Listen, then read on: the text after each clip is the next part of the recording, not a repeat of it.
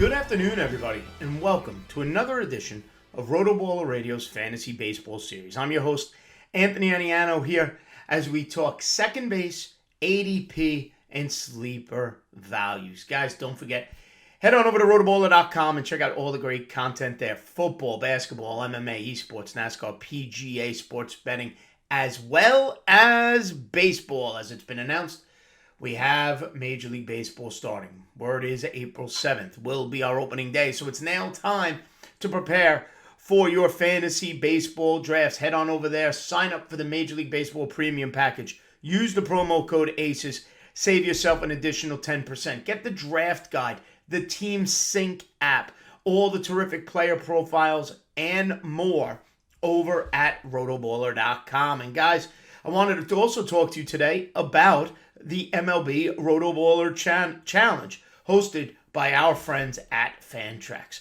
Fantrax is the most customizable free fantasy baseball platform in the industry, and that's why we're hosting our 2022 RotoBaller Challenge there.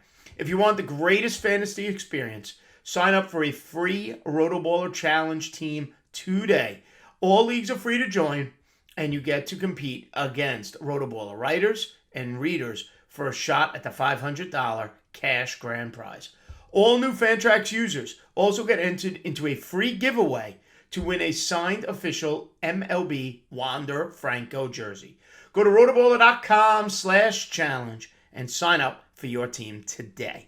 All right, everybody. So the good news, Major League Baseball has finally agreed, ended, I guess, their labor dispute with the players. We're going to play 162 games. Reports are from when I recorded this, we're starting April 7th. Still a ton of free agency to happen, trades to happen. It's going to be a hectic couple of days if it hasn't happened already at the time of this recording. The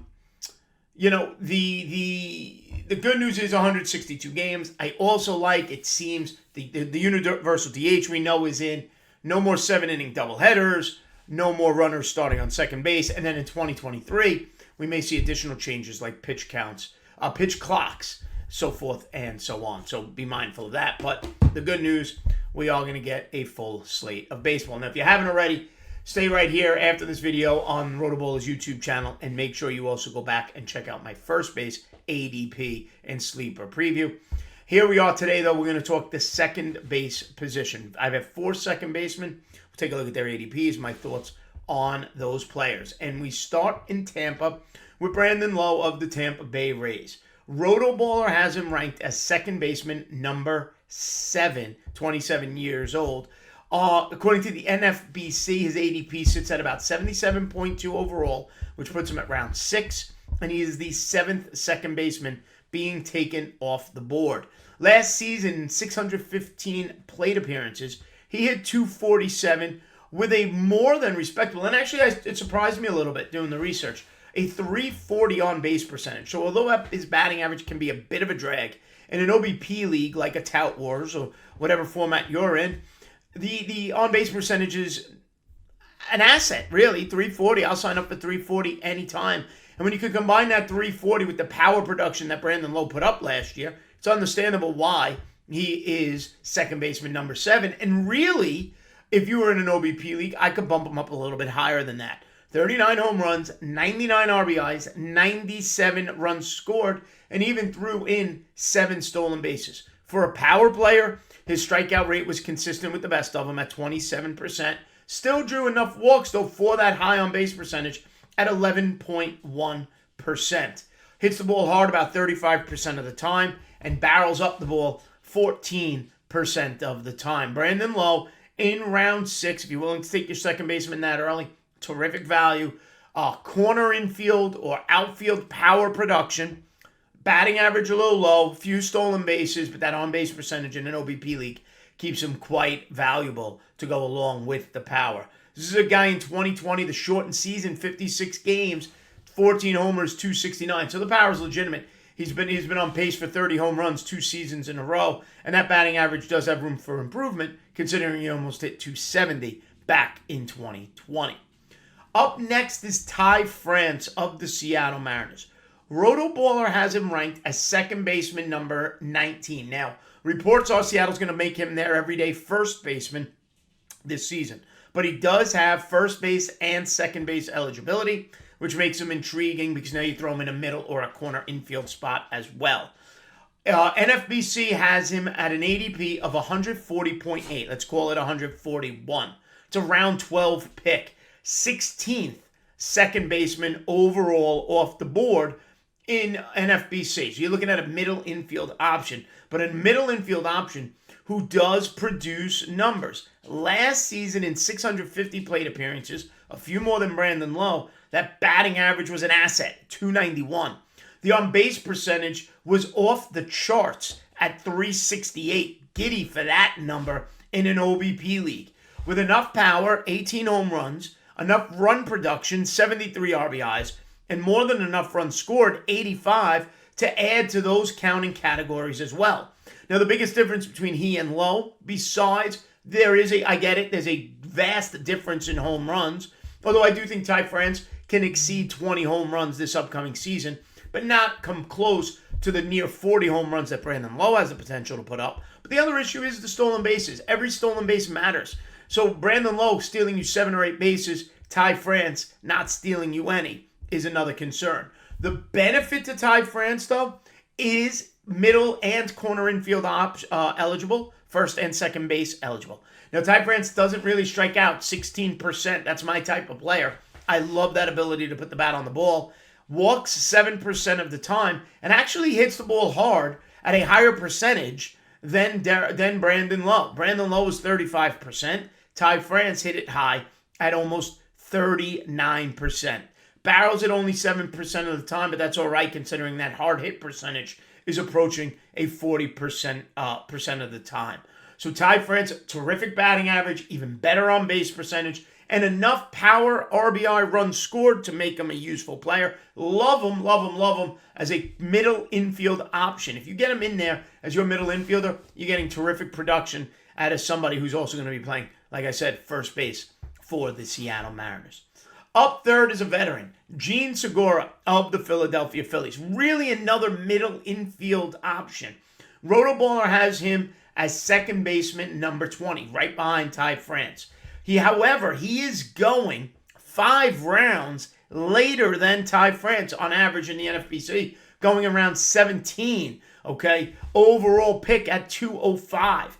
He is going as the 24th second baseman, 8th second baseman after Ty France. Now, 31 years old, you know what you're kind of getting out of Jean Segura, and it's nothing too flashy, it's nothing too sexy, but there is a level of consistency. If you're looking for batting average out of that middle infield position, and if you're looking for some runs scored, okay, that's where Jean Segura will be able to help out. It's a 290 batting average with a 348 on-base percentage. A little bit of pop, 14 home runs, 58 RBIs, but again, 76 runs scored. In that lineup, he'll score 70-plus runs batting at the top of that Philadelphia lineup.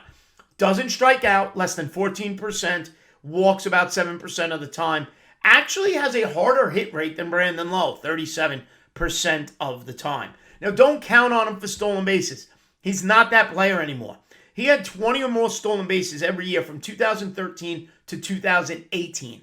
In that, since then, since 2018, from 2019 to 2021, he's only got a total of 21 steals. The running game has been minimized in Jean Segura, just doesn't run like he used to run. Although he still continues to flash power with 10 or more home runs every season since 2016. Not flashy, not sexy, but he is consistent. Batting average, on-base percentage, run scores. Again, more of a middle infield option, but a nice one that I do truly think you'll plug and play, and he'll do just enough that you won't worry about that position after draft day. And finally, a player who's coming off a down year, who was completely being devalued, and who knows how this whole shakes out. Because at the time of this recording, he's still a New York Met. But that's Jeff McNeil. Okay, RotoBaller has him as second baseman, 35.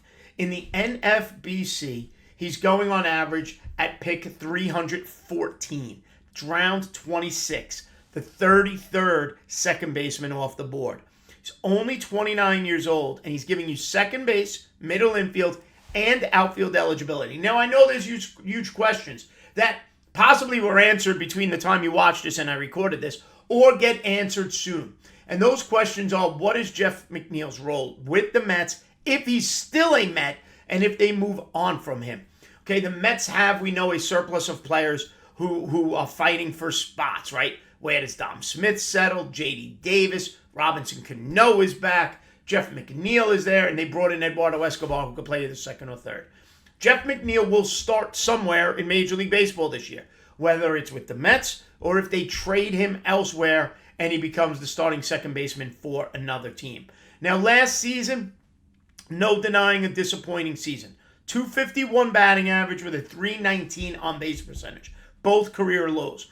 Only 7 homers, 35 RBIs, 48 runs scored, doesn't steal, only 3 stolen bases. However, his strikeout rate remained low, 13.6%, lowest of all the players I've mentioned today. His walk rate remained consistent, about 7%. Hit the ball hard about 33% of the time. This is a lifetime now, 299 hitter in Jeff McNeil in 4 years in the major leagues. And that's after that 251 batting average lowered it to 299. Okay? Over his first 3 years, he hit over 300. And truthfully, when you deep dive into the numbers a little bit, you'll notice there was a little bad luck going into his game last season. That BABIP, that batting average on balls in play, took a huge drop, which coincides with the big drop in batting average. In 2018, his rookie season, batting average on balls in play, 359. He hit 329. In 2019, batting average on balls in play, hit 337. Batting average was 318. In 2020, the shortened season, BABIP was 335. Batting average was 311. This is a guy for 3 straight seasons, had a BABIP of over 330 and a batting average of over 310. Last season, that BABIP falls to 280. Balls were not dropping the way they were his first 3 seasons in the majors. That 280 BABIP leads to a 251 on-base percentage. So the question becomes, what's the outlier? Is the outlier the first 3 seasons batting average on balls in play, or is the outlier just last season?